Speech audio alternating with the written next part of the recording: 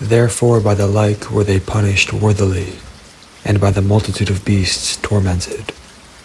Instead of which punishment, dealing graciously with your own people, you prepared for them meat of a strange taste, even quails to stir up their appetites, to the end that they, desiring food, might for the ugly sight of the beasts sent among them loathe even that, which they must needs desire.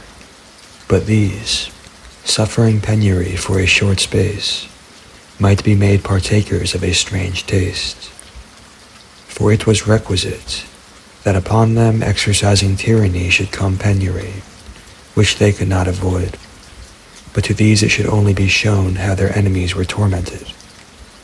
For when the horrible fierceness of beasts came upon them, and they perished with the stings of crooked serpents, your wrath endured not forever, but they were troubled for a small season, that they might be admonished, having a sign of salvation, to put them in remembrance of the commandment of your law.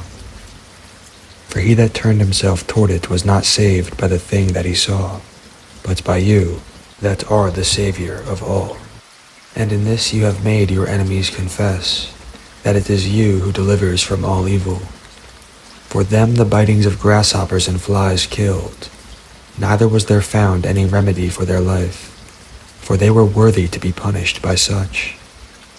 But your sons not the very teeth of venomous dragons overcame, for your mercy was ever by them, and healed them.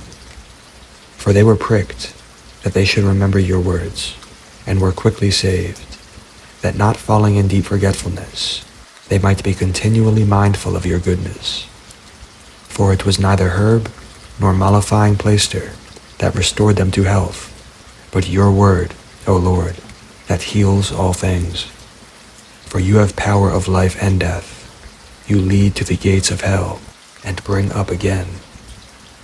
A man indeed kills through his malice, and the spirit, when it is gone forth, returns not, neither the soul received up comes again. But it is not possible to escape your hand. For the ungodly, that denied to know you, were scourged by the strength of your arm. With strange rains, hails, and showers were they persecuted, that they could not avoid, and through fire were they consumed.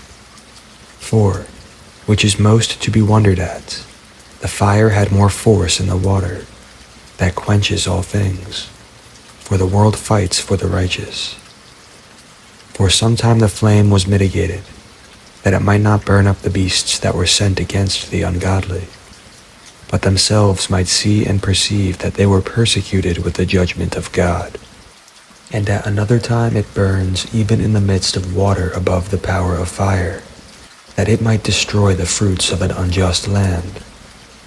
Instead whereof you fed your own people with angels' food, and did send them from heaven bread prepared without their labor, able to content every man's delight, and agreeing to every taste.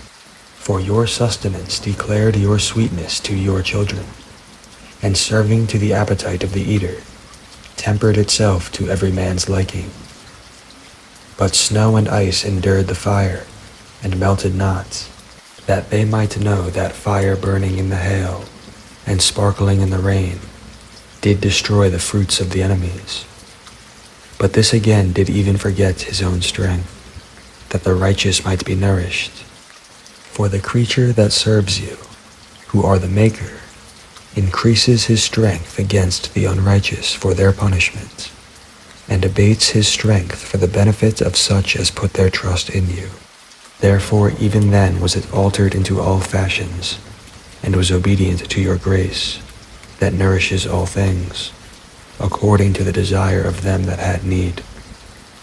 That your children, O Lord, whom you love, might know that it is not the growing of fruits that nourishes man, but that it is your word that preserves them that put their trust in you.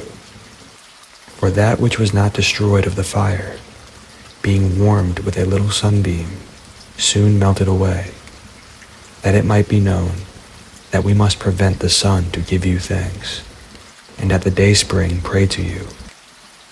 For the hope of the unthankful will melt away as the winter's hoar frost, and will run away as unprofitable water.